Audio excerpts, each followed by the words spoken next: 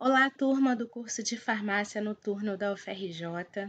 Olha eu aqui de novo com vocês. Eu sou a Jennifer Nascimento, doutoranda em Química Biológica aqui no Instituto de Bioquímica Médica Leopoldo Demés, e hoje eu vou passar para vocês a aula de degradação do glicogênio.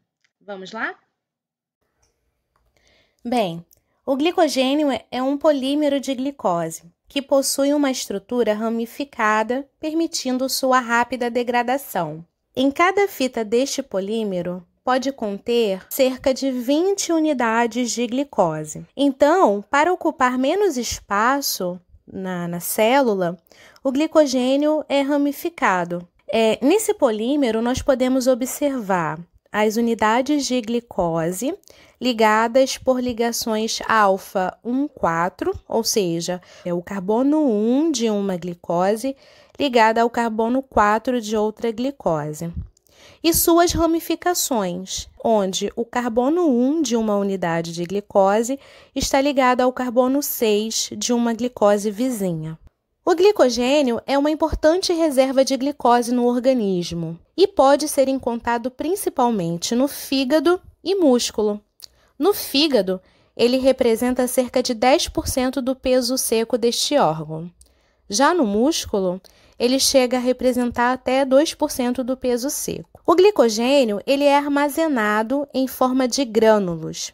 Então, nestas microscopias de fígado, músculo e cérebro, podemos evidenciar estes grânulos no corte histológico, que são essas manchinhas aqui, esses pontinhos pretos. Já no corte histológico de cérebro, podemos observar uma marcação específica destes grânulos de glicogênio, que são esses destaques aqui em rosa. E algo curioso é que a identificação destes grânulos de glicogênio pode ser detectada apenas em um estado pós-alimentação. Este fato fica bem exemplificado aqui neste gráfico, onde mostra a quantidade de glicose oxidada, ou seja, a glicose que entra na glicólise e é oxidada para a síntese de ATP, em diferentes etapas, na etapa alimentada e na etapa em jejum. Então, o indivíduo ele ingeriu uma alimentação rica em glicose. E ao longo do tempo, conforme vai passando as horas pós-alimentação, a oxidação da glicose tende a cair. Isso porque os níveis de glicose disponível na corrente sanguínea deste indivíduo tendem a cair. Ao longo das horas pós-alimentação, ele vai oxidar essa glicose para gerar energia. Mas chega num momento, um período entre 6 e 7 horas pós-alimentação, nós podemos observar um aumento da oxidação da glicose, mas uma glicose vinda da glicogenólise, que nada mais é do que a quebra do glicogênio, durante esse período aqui, que é caracterizado como jejum. Então, entendemos que o glicogênio é uma importante fonte de glicose durante o período de jejum. Mas por que falamos que é uma importante fonte durante o jejum? Imagina se uma pessoa passa muitas horas sem comer. Iria chegar numa hora que a glicose disponível iria acabar. Será que isso é bom para o organismo? Será que não ter glicose alguma disponível ali seria uma coisa boa para o indivíduo? Não. Então, o glicogênio ele é importante para a manutenção dos níveis de glicose na corrente sanguínea durante esse período de jejum. E o fígado tem um papel fundamental nessa história e que iremos aprender um pouco mais ao longo dessa aula. Então, antes de entendermos o papel do fígado, vamos contextualizar. O nível sanguíneo de glicose é chamado de glicemia e indica o estado fisiológico do organismo, seja ele período alimentado ou no período de jejum.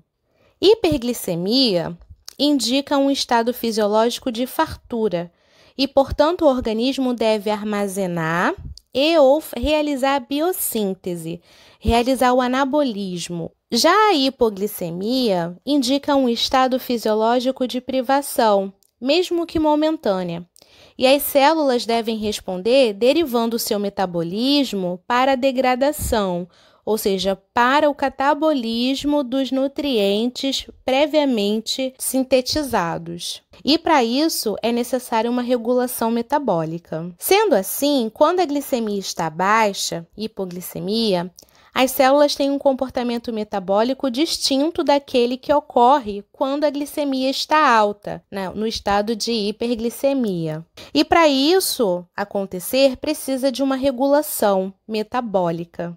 Então, os níveis sanguíneos de glicose, eles são mantidos dentro de uma faixa estreita de concentração, graças à regulação de diferentes vias metabólicas que seguem direções opostas. Então, nesse sentido, essas direções seriam a síntese do glicogênio, seja pela gliconeogênese ou glicogênese. Em contrapartida, a via de quebra do glicogênio, a glicogenólise, gerando assim glicose disponível no organismo. Qual é a importância da manutenção dos níveis de glicose no sangue? Então, a importância da manutenção dos níveis de glicemia a nível fisiológico é que se os níveis de glicose sanguínea estiver abaixo do basal, que está dentro dessa faixa aqui de 4,5 a 5 milimolar, o que responde de 60 a 90 miligramas de glicose a cada 100 ml de sangue, causa diferentes sintomas, como podemos ver aqui na figura. Então, o nível normal, o indivíduo está muito bem, obrigada. Mas quando ele chega já um pouco abaixo dos 60, a gente já observa sinais neurológicos sutis, fome, liberação do glucagon e epinefrina. Quando esses níveis abaixam, até abaixo de 40 miligramas a cada 100 ml de sangue, o indivíduo começa a apresentar letargia, convulsões e coma. Se esse nível abaixa para 10 miligramas e se isso se mantém num tempo prolongado, você acaba tendo lesão cerebral permanente e até morte desse indivíduo. E a nível celular, como que isso afetaria as células? A nível celular, nós temos células que só obtêm a energia necessária a partir da glicose, como é o exemplo, como é o caso das hemácias, que elas não possuem mitocôndria. Se elas não possuem mitocôndria, o que acontece? Elas vão levar a glicose a lactato, elas realizam fermentação. Então, se não tiver a glicose disponível ali para essas células vão morrer. Por quê? Porque elas não vão ter uma outra forma de obter a energia necessária. E um outro exemplo são as células do cérebro, que também utilizam preferencialmente a glicose para a formação de ATP. Então vamos lá. Resumindo a história toda, a degradação controlada do glicogênio, ou seja, a regulação da glicogenólise e a liberação de glicose na corrente sanguínea, aumenta a glicose disponível entre as refeições, mantendo a glicemia dentro de um nível basal. Então, a gente pode dizer que o glicogênio é muito importante, certo? Então, vamos lá. Dando continuidade à nossa aula, quem libera a glicose para a corrente sanguínea? Qual seria o órgão, que contribui para a manutenção da glicemia? Bem, esse órgão seria o fígado. E como que ele faz isso? Através de uma regulação hormonal. Então, como a gente pode ver aqui através dessa figura, numa condição onde há baixa disponibilidade de açúcar, hipoglicemia, o pâncreas libera glucagon. Esse glucagon, ao chegar no fígado, ele vai estimular a degradação do glicogênio, gerando glicose. E o fígado vai poder, então, liberar essa glicose provinda do glicogênio para a corrente sanguínea, fazendo com que haja o aumento do açúcar no sangue, tá?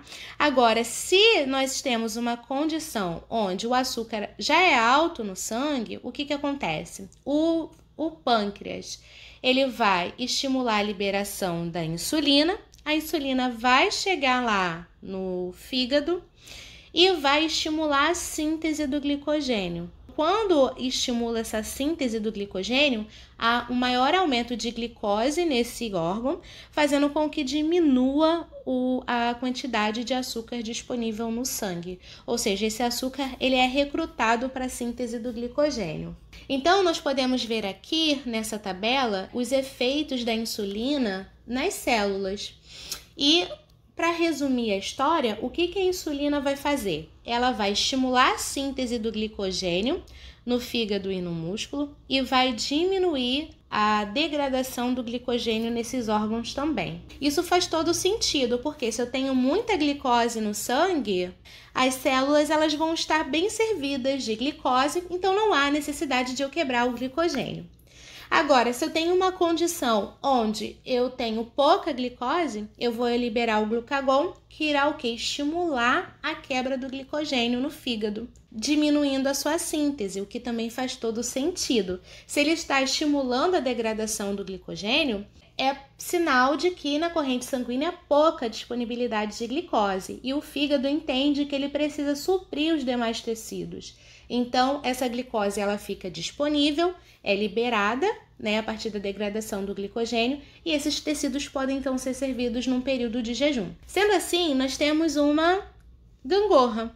A gente pode entender essa relação insulina-glucagon como uma gangorra, onde há mais presença de insulina, eu vou ter síntese de glicogênio, oxidação da glicose para geração de energia, e onde eu tenho mais presença de glucagon, eu vou estimular a glicogenólise, que é a quebra do glicogênio, e também estimular a gliconeogênese, que é a síntese da glicose a partir de substratos não glicídicos. E isso a gente vai aprender na aula seguinte.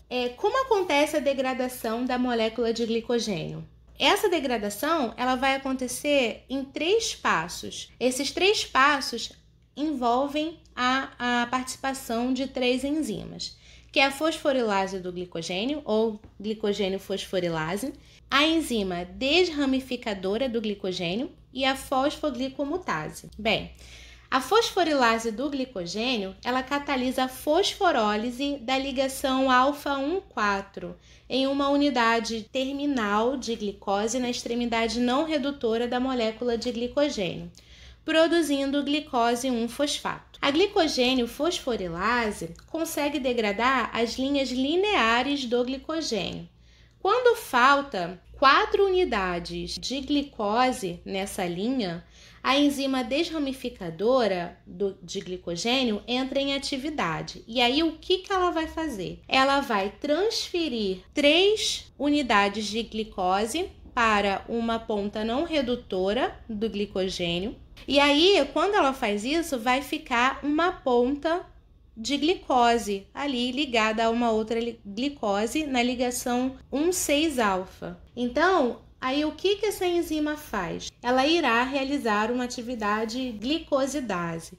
Porque o que ela vai fazer? Ela vai fazer uma quebra dessa ligação alfa-1,6, liberando glicose e liberando uma fita de glicogênio, tá? Que será substrato para o passo 1 da degradação, que é catalisada pela glicogênio fosforilase. Bem, o terceiro passo é catalisado pela fosfoglicomutase. A glicose 1-fosfato produzida durante a glicogenólise, lá no passo 1, pela glicogênio fosforilase, ela vai ser convertida a glicose 6-fosfato pela ação dessa enzima. A reação catalisada pela fosfoglicomutase, o que ela vai fazer?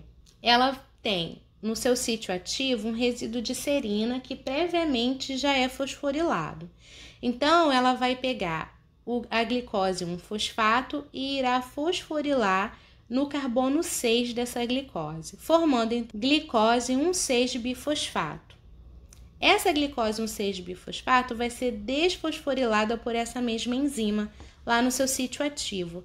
Ela vai remover esse grupamento fosfato do carbono 1 e irá transferir para a serina lá no seu sítio ativo, retornando ao seu estado inicial da reação, pronta para pegar outra molécula de glicose 1-fosfato. E vai liberar a glicose 6-fosfato. Então, resumindo, o glicogênio ele é degradado a glicose 1-fosfato, a fosfoglicomutase vai converter essa glicose 1-fosfato em glicose 6-fosfato. Essa glicose 6-fosfato ela pode ir para a glicólise, para gerar ATP, ela pode ir para a via das pentoses, para poder gerar ribose e NADPH, ou ela pode adentrar em outras vias. Lá no fígado vai ter uma dinâmica um pouquinho diferente. Por quê? Porque esse órgão, como eu falei, ele é responsável por liberar glicose na corrente sanguínea. Então, ele possui essa enzima aqui, que é a glicose 6-fosfatase, que irá remover esse fosfato da glicose 6-fosfato, liberando glicose. Essa glicose vai ser liberada para a corrente sanguínea. E aí a gente vai ver como isso acontece direitinho nos próximos slides. Mas antes disso, vamos entender o destino da glicose 6-fosfato no músculo, tá? Então, nesse tecido, ela vai entrar na via glicolítica. Vai entrar para quê? Para a formação de energia. Ela vai servir como fonte de energia, principalmente na contração muscular, que é onde exige uma alta demanda pela glicose. No fígado, o que acontece? O fígado ele vai possuir essa enzima, glicose 6-fosfatase, que vai fazer com que haja a formação de glicose. Essa glicose 6-fosfato, ela não está presente em outros tecidos. Ela só é encontrada no fígado e no rim. Essa figura aqui, a gente pode entender como é essa dinâmica de atividade da glicose 6-fosfatase. O que acontece? A degradação do glicogênio está acontecendo lá no citosol. A formação de glicose 6-fosfato por um transportador, ele vai entrar no retículo endoplasmático. Lá dentro, a glicose 6-fosfatase irá converter essa glicose 6-fosfato em glicose e fosfato. A glicose formada irá voltar para o citosol por um transportador de glicose e o fosfato irá para o citosol por um transportador de fosfato. E lá do citossol, essa glicose é transportada para o vaso sanguíneo através da atividade do GLUT2, que é um transportador de glicose. Então, ele que irá transportar a glicose do citosol das células, do fígado, dos hepatócitos, para a corrente sanguínea. Mas alguém tem a ideia o porquê que essa glicose 6-fosfato ela vai ser transportada para o retículo endoplasmático? Por que ela não é convertida a glicose diretamente no citosol? Alguém consegue imaginar? Então, para entendermos, nós temos que voltar para a aula da glicólise. Se a glicose 6-fosfato fosse convertida a glicose no citosol, o que iria acontecer? A glicoquinase, na verdade, presente no fígado, iria pegar essa nova glicose e iria converter em glicose 6-fosfato de novo.